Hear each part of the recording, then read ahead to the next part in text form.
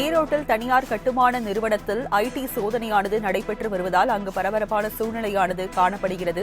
விவரங்களை செய்தியாளர் மக்பூல் அகமது வழங்க கேட்கலாம். மக்பூல் அகமது, எத்தனை இடங்களில் இந்த ஐடி சோதனை நடைபெற்று வருகிறது?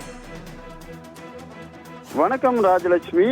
தமிழகத்தில் ஈரோட்டை தலைமையிடமாக கொண்டு செயல்படும் தனியார் நிறுவனத்திற்கு சொந்தமான 30க்கும் மேற்பட்ட இடங்கள்ல சோதனை நடைபெற்று வருவதால பரபரப்பான ஒரு சூழல் காணப்படுகிறது.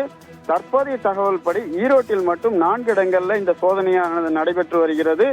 ஈரோடு பெரியார் நகரில் பிவி இன்ஃப்ரா ப்ராஜெக்ட் என்ற அலுவலகம் மற்றும் அதன் நிறுவனத்தின் உரிமையாளர் காஞ்சி கோவிலில் இருக்காரு.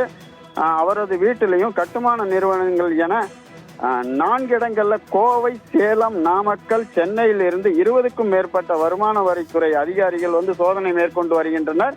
ஈரோடு மாவட்டம் காஞ்சி கோவிலை சேர்ந்தவர் குழந்தைசாமி. இவருக்கு 2 மகன்கள் உள்ளனர்.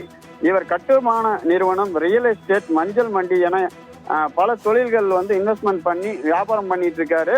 இவர் அரசு மற்றும் தனியார் நிறுவனங்களுக்கு கட்டுமான பணிகளை செய்து கொடுக்கும் வேலைகளும் செய்து வருகிறார்.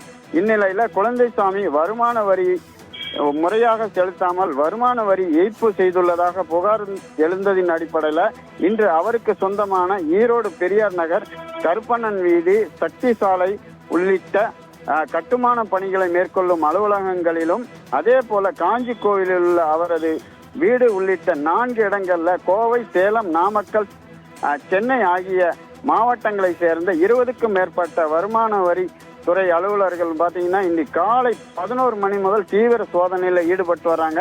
இந்நிலையில வருமான வரித்துறை அதிகாரிகள் அவரது வீட்டிற்கு சோதனை மேற்கொண்டாங்க.